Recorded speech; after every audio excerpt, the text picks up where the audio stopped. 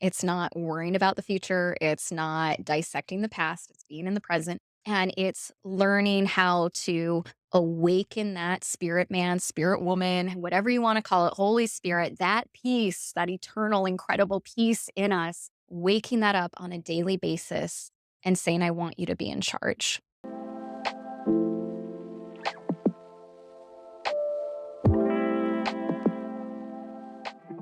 Hi, everyone, and welcome back to Journeys with Jenny. I'm Jenny, and my God, do I have some stories for you. I took the last month to try an experiment. And last that we checked in, I was fed up with self improvement. It was right at that New Year's brink, feeling like I had put so much effort, especially during a very, very long bout of unemployment and trying to wake up early and journal and pray and meditate and do the yoga and cook the healthy meals, do all of the things. I hit this point around New Year's where I'm done. I'm fed up. I need a break. Let's try the exact opposite. Let's let go of all of that. I made a joke about throwing out the self improvement books and only reading smut, and I took that quite seriously. And then something changed in my life. I landed a new job, and I was very excited about this.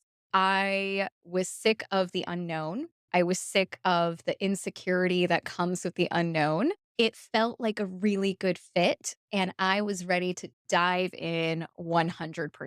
Well, diving in 100% means an hour 20 commute in the mornings, about 2 hours in the afternoons, and a 9-hour workday and a more corporate setting than what I've ever been used to. We're coming off of about 7 years of mostly working from home. So this was a pretty big change. I dove in with everything I had. And if my other healthy habits were still hanging on, now they were done. No more time for yoga. No more time for prayer. No more time for healthy meals. I am just full force train wreck ahead trying to make this job work. So going from unemployment out of the office for the last 7 years of my life, bam, into these 12-hour days of intensity, of learning a new role, of realizing that this role was falsely advertised. That's been a journey of not quite what we had in mind. So that's been fun too, to still say, I'm going to keep a great attitude. I'm going to do whatever it takes. We're going to make it work. At the same time, as I'm losing all my healthy habits, as I decided to pick up all the smut reading, as I start this crazy job and commute that's sucking my energy in some ways, long drives can take it out of you, long work days can take it out of you, but you're physically and mentally exhausted, but your body has barely moved. And so you have that kind of exhaustion ramped up with an energy that I have not felt in years of this absolute need to be social. Suddenly, I'm doing calls in the car every morning, every afternoon, trying to connect with everyone I possibly can. I'm going out to parties more than I ever did in the last 2 years combined. I get home, and if I didn't have the opportunity to go out with people, I would be doom scrolling, doom scrolling, just trying to decompress from these very, very long days. So, this wonderful spiritual practice life that I built up, which was something I was really proud of. And I think we can admit that because ego loves to be a sneaky ass bitch.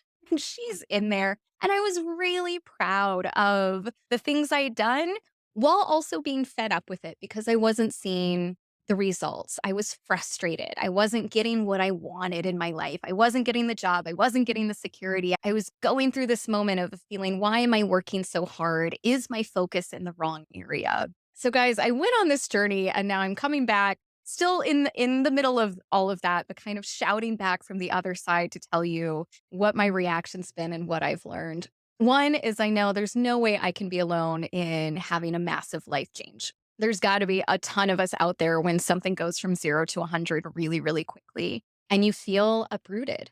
Going through that lately, it came with a massive shift, a massive energy change. And instead of kind of hoarding my energy like a dragon, that's kind of what I got into during those quiet times. Is I was very protective. I really wanted to be alone. I really wanted to be in silence. I was soaking that in such a beautiful way. And as my life has ramped up this past month, I don't want silence. instead of hoarding that energy like a dragon, it's been much more like this waterfall that I can't control, but it does feel like this release. Like there's this pent up energy in there that has to be released. Is it because I'm not getting enough people throughout my workday and I'm just so desperate for human interaction? Is it that I'm unsatisfied because I don't feel like I'm actually putting something good into the world right now? I don't know where that waterfall of energy has come from, but it is pouring out of me. Is it just being in my mid 30s and going through a whole nother sexual revolution and just wanting energy, wanting people, wanting connection, and being this Labrador retriever, reaching out to everyone in my life? I don't know, guys. And that's why this is called Journeys with Jenny. I'm not asking for advice either. I just want to share because in the sharing, we find a different kind of release. And I find that really beautiful. So here I am reporting from the other side. Journeys with Jenny started in those moments of silence and wanting to have a voice again. And then Journeys with Jenny took a month off as I have explored this whole other world and a lot of different emotions, this rush, this exhaustion, this adrenaline that's pushing me. Every morning I wake up and I think my heart's already racing. It's really hard to come down at night. It's been impossible to read. It's been so difficult to sit still with a book.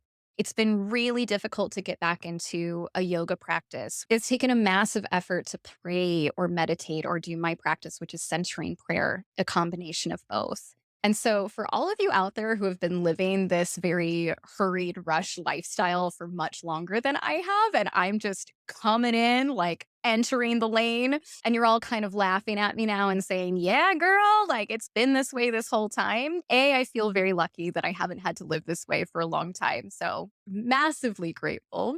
But that aside, it's been so fascinating to see this other side. This other side being joining this capitalist society rat race and just going for it, doing these long drives, working the long hours, taking the 1 hour lunch break, and desperately trying to find a semblance of yourself again in that 1 hour that you're allotted before you go back into the fray. So, through all of this, even in my social circles, there's been a really frantic energy. I've had new friendships kindle. I've had new ones become immediate disasters and people getting hurt right away.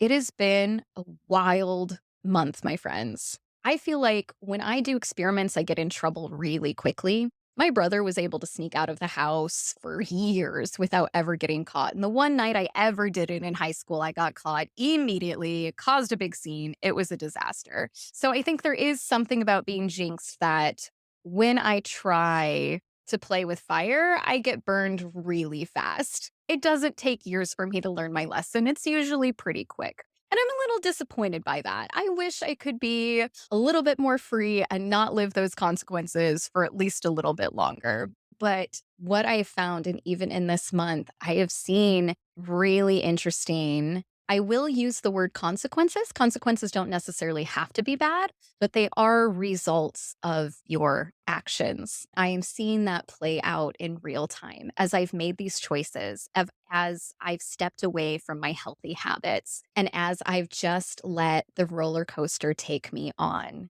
the ride. So we're on the ride right now. I have a lot of decisions to make. What happens with this job? Am I looking for another one? How long can I last? Is this even sustainable? And the biggest question that I'm coming home to in these last few days, especially, is who do I want to be? All external circumstances aside, who do I want to be? Did I enjoy being this person that let go of all of her safety nets and just dove in? It was fun for a little while, and this still was a facet of me. It's me. There's no faking. There's no just trying to be cool. It's still Jenni Taylor trying to live her life, but it's Jenni Taylor without the things that keep her grounded and rooted and centered. It's Jenni Taylor trying to live her life from a very different energy source. This has been Jenni Taylor living from desire and passion and almost an ADHD looking around. What's the next new thing? What feels good right now? After building a spiritual practice for so many years where that's not the name of the game, it's been really interesting to dive into this world for a minute. So, coming to you from the other side, here are some lessons that I'm learning. One, I'm very, very, very grateful for yoga. Even though I can't do much of the physical practice right now, I am still very deep in the philosophy and I find it incredibly useful. Yoga is the practice of coming back into the now. I am quoting my amazing teacher, Amy, right now. So shout out to Amy. But she calls it that's when you're not future tripping and you're not past tripping. You are in the now, the atta, the now. And being in the now, yoga is the science or the practice of controlling the mind. As I've been exploring this and with my background in Christianity, I really like the phrase of taking authority over the mind, reining it in. When you think of that chariot and the mind are these horses and we're trying to pull them in, but who is the we? Who is the thing pulling them in? And in yoga, it says the seer, the observer, this, and they use capital letters as they're trying to translate this, but the seer, the observer, this bigger soul part of yourself. And again, with my background, I translate that into what I believe. And I believe that's the spirit man, that eternal, incredible piece of God that he placed inside of us that is full of wisdom, grace, love, all of the goodness, the peace that is the stardust, the peace that is Jesus shining out, that peace that is all of the power and the goodness that is possible that lives in every single one of us. That's the piece that should be running the show, is kind of the name of the game of yoga. And again, this is my interpretation. So that piece coming in and taking authority over the mind, not telling the mind that it's evil. That is a lesson I'm learning right now because I am very, very stuck in good and bad and thinking, bad mind, you're taking me on a crazy journey here. I don't like it. But instead of yelling at it, that's not really the way. But taking authority, this idea of letting your spirit be bigger than the rest of all of this mess. And I say mess lovingly. Awakening that spirit man on a daily basis so he, she, it can run the show. What I found in this month is I was not letting the spirit man run the show. I was letting a lot of other energy and fun and worry and stress and adrenaline. And instead of living in the now, it was living in the urgency of now. There has been this very false sense of urgency that everything has to happen really quickly, being on this adrenaline rush, working at a job where everything is now, now, now, now, now. We're already 10 days late on this. This needs to happen. This needs to happen in this very rushed atmosphere.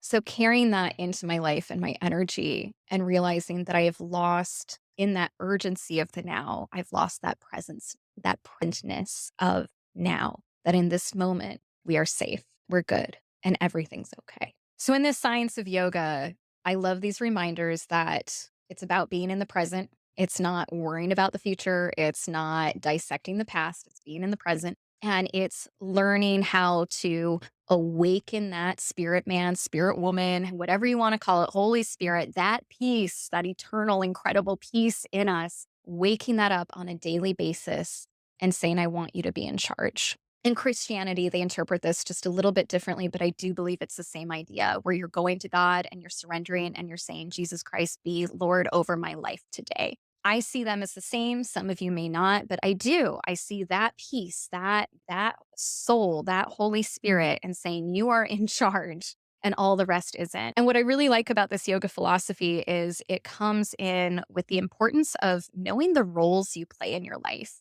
And what I find is when I am living from that centered, grounded spirit side of me, those roles are very clear. I know how to show up for people. I know who I am and who they are and what they need and how can I give what they need in that moment without losing part of myself. There's a beautiful clarity that comes from living from that space inside of you. In this month where I feel like I've lost that, those roles have become really muddled.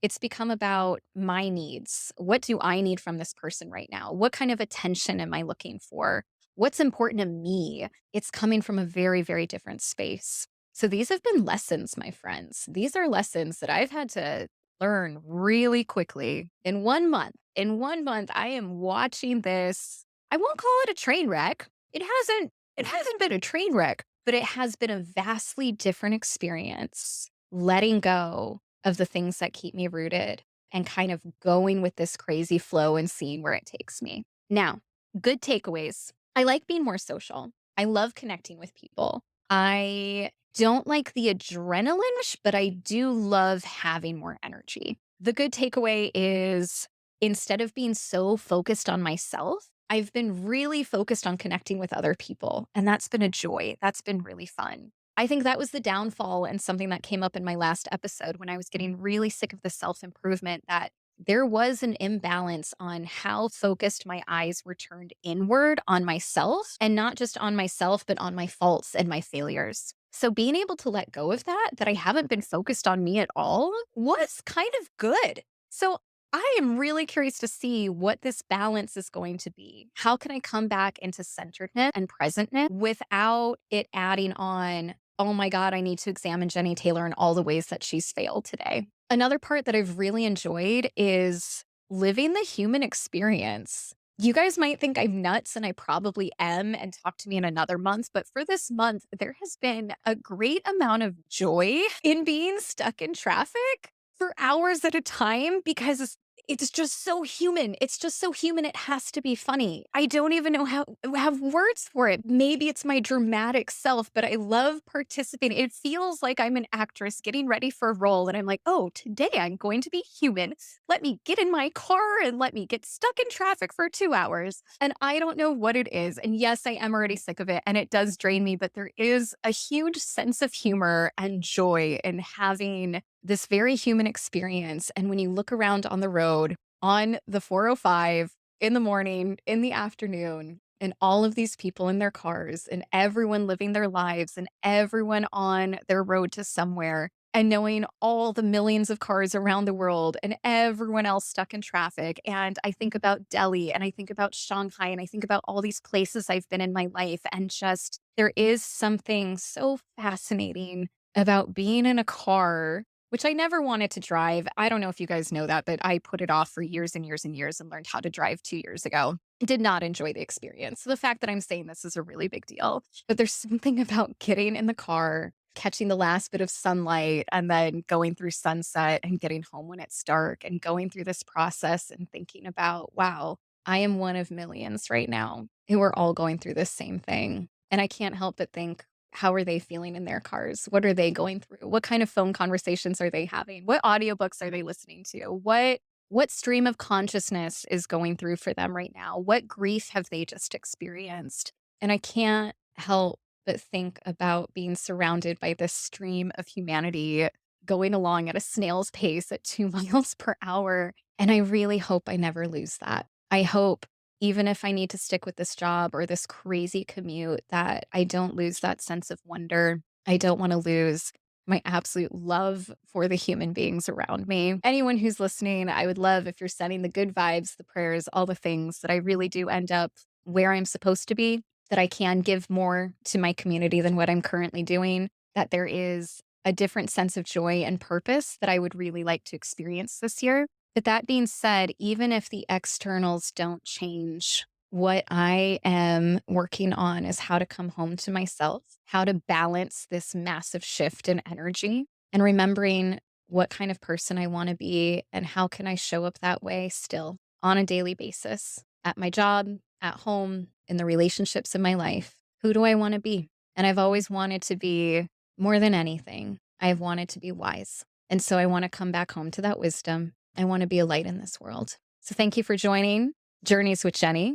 If you're listening to this on your commute, I hope this brings you an ounce of joy and lets you know that you are not alone. Please don't beat yourself up if you have also lost your spiritual practices in a time of chaos in your life, whether that's a new job, new kid, whatever it is that makes you feel like all of your time has just changed drastically and you don't even know who you are anymore. One, I promise you that you are still in there. Two, I promise you that those spiritual practices still exist and they might just look different for this point in your life. And you're going to figure that out. And I'm here to figure that out with you. And three, take away all the shame and the guilt. If you feel like you can't meditate and you can't pray right now and life is really hard, that's okay. Because you know what? Grace is a really amazing thing. We are already held and we are already so loved and we're exactly where we need to be. So I'm cheering you on. I am absolutely cheering you on. Sending much love.